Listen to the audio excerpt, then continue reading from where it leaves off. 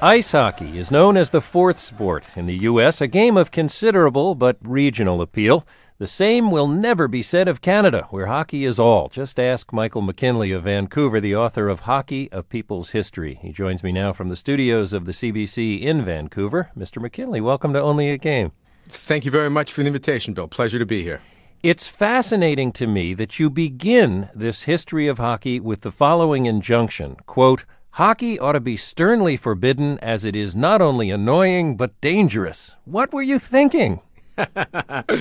Well, that's what polite society was thinking way back in the middle of the 19th century when people embraced this game and began to play it, not only on weekdays, but of all things on Sundays. And, some editorial writers saw the fall of society in this event and also felt that it was, too rough for genteel sensibilities. But that didn't seem to stop anyone. Utterly feckless legend has it that baseball was invented by Abner Doubleday. Does ice hockey have a patriarch, phony or otherwise?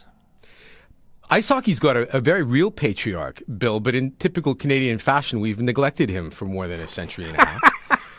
There's no real Big Bang theory to when the game started. However, on March 3rd, 1875, James Creighton staged the world's first indoor hockey game in Montreal. And because he did that, everything followed shortly thereafter. Within 17 years, we have the Stanley Cup being endowed as a prize by Canada's Governor General. We have intercity competition. A few years after that, in 1904, we have the world's first professional league in the United States. So Creighton's act of moving it inside, enclosed it, roofed it, let rink owners realize they could charge for it. And pretty soon after he did it, order and form followed. You could no longer have these 50-person games out on the frozen pond. You had two teams of 9 players aside, and only the best played. So that's who it is. It is James Creighton, and he's a legitimate hero and a legitimate father of the game for sure. I know that for purposes of national morale, Franklin Roosevelt wanted Major League Baseball to continue during the Second World War. I didn't know before reading your book that pro hockey had the same status in Canada back in 1914 as demonstrated when Frank and Lester Patrick tried to enlist. What were they told? They were told that they were not available for enlistment because they were too important to the war effort and the morale of the people back home. In this instance, it was a very sage decision on the part of the Canadian government because Frank and Lester Patrick essentially invented the game we know today. They were here in Vancouver. They started a Pacific Coast League in a region of North America that is not blessed with natural ice much in the winter. They put teams in Vancouver, Victoria, New Westminster, eventually Seattle, which is a great bar bet for your listeners to win. That's the first American team that won the Stanley Cup. Everyone thinks it's New York or Boston, but no, it was Seattle in 1917. And anyway, the Patricks established this league because of them, because they didn't go off to the war and get blown up in some trench on the Western Front. We have things like the blue line, numbers on jerseys, goalies being able to fall down to make saves, line changes, line substitutions, the playoffs. The Patricks invented the playoffs. And one sports writer in the United States famously remarked that there should be a monument to them in every arena and stadium of any sport everywhere in the world for that simple act. You begin Chapter 6, which is titled Us and Them, with an anecdote that provides a sense of the rivalry between the Montreal Canadiens and the Toronto Maple Leafs. Probably nobody should be surprised that this anecdote features Maurice "Rocket" Richard, but tell us that story. Richard was in his hotel room in April of 1960 in the Royal York in Toronto. He was the most glorious of Le Glorieux, the Montreal Canadiens. Coming to the end of his career, he was 38 years old, and he was watching Red Skelton on television. And during a commercial break, the announcer on television said, "What makes Toronto tick?" And the Rocket responded, "What makes Toronto dead?" Because, of course, he was planning to dispatch the Leafs once again during the Stanley Cup playoffs. Which he went out and did. And now with sports leagues containing so many teams, it's hard to imagine the intensity of a rivalry like those two teams had. And when they would play back-to-back games, I mean, there was only a 6-team league then, they would go by train. And so you would be on the same train as the team you had just played against on the ice. And they would very carefully organize who went to the dining car when. And sometimes it transpired that you'd have to actually walk through the other team to get to the dining car. All kinds of animosities would boil to the surface, including fisticuffs. The Maurice Richard story took place, as you say, in 1960, back in the days when there were only 6 National Hockey League teams, and probably everybody playing on all of them was Canadian. Now that there are teams in Florida and Southern California and the players are coming from all over the world, does hockey still feel so Canadian to Canadians? I think we think of it as our birthright. We're not a terribly boastful people. However, you should hear the weeping and gnashing and arrogance that bubbles to the surface should we lose an international match. We think of it as the gift we gave to the world, if you will, which is true in a sense, but the United States is equally a parent of this game.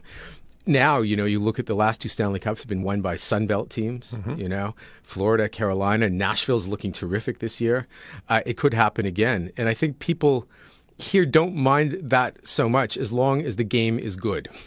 In other words, they're stewards of a good game, and it doesn't matter so much, if 5 guys from Russia are the last line on the ice when the Stanley Cup winning goal is scored, so long as it was a good one. I probably should have explained before now that Hockey, A People's History is a coffee table book, and the photos in it are terrific, and one of my favorites appears on page 221. Would you please describe and explain that image for our listeners? It's an image of Phil Esposito, the great, great Boston Bruin, falling on his butt on the ice. Without even the excuse of a game going on. Without even the excuse of the game going on. They're being introduced in the first game of an 8-game series in Moscow in 1972. The Russians had handed out flowers to all the players. And there was a stem on the ice, and Esposito stepped forward to take a bow, and his blade caught the stem, and he fell.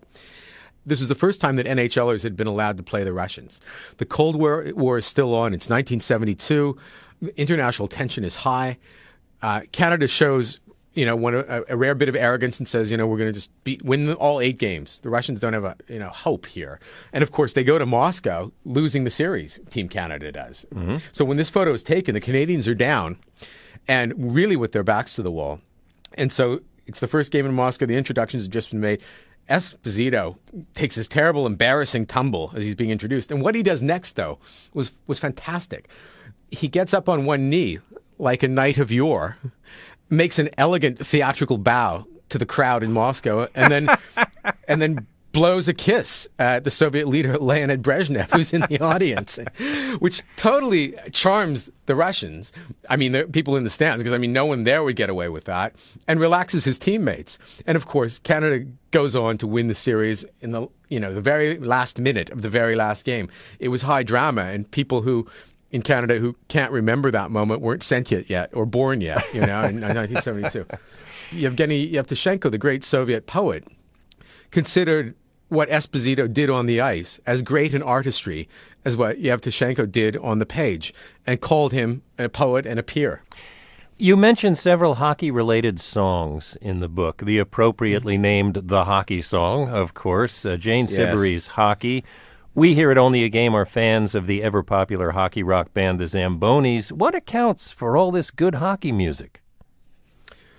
Well, part of it is the fact that the game is entrenched in the national psyche here, and musicians are not immune from that. But it's from where we get our, so much of our emotion, I think, here in Canada. And, of course, that fuels art. So that's why. I have to confess, though, that my favorite song is the theme to Hockey Night in Canada, which has no words. No one has been bold enough to ever try to give them words. And, it would be blasphemy. It would. I'll hum a bit for your listeners if they don't know it, but it's very martial and rousing. Da-da-da-da-da, da-da-da-da-da-da, and it builds. And of course, you know that Hockey Night in Canada has come. It's Saturday night again, and then it goes to this rousing, great crescendo, and glory is coming your way. So much so that I actually bribed the pianist at my wedding a few years ago to play it as I walked into the room on the piano. Much to the surprise of my bride-to-be, but to the delight of the assembly. Yeah, it got me a round of applause. It did, which wasn't the intention. It was just a little, inside joke to those who knew me. But that's how much I love that song. I think some of your listeners who've heard it will know what I mean. Michael McKinley is the author of Hockey, A People's History, published by McClelland and Stewart and CBC Television. He joined me from the CBC studios in Vancouver. Michael, thank you very much for speaking with me. It's been a great pleasure, Bill. Thank you very much.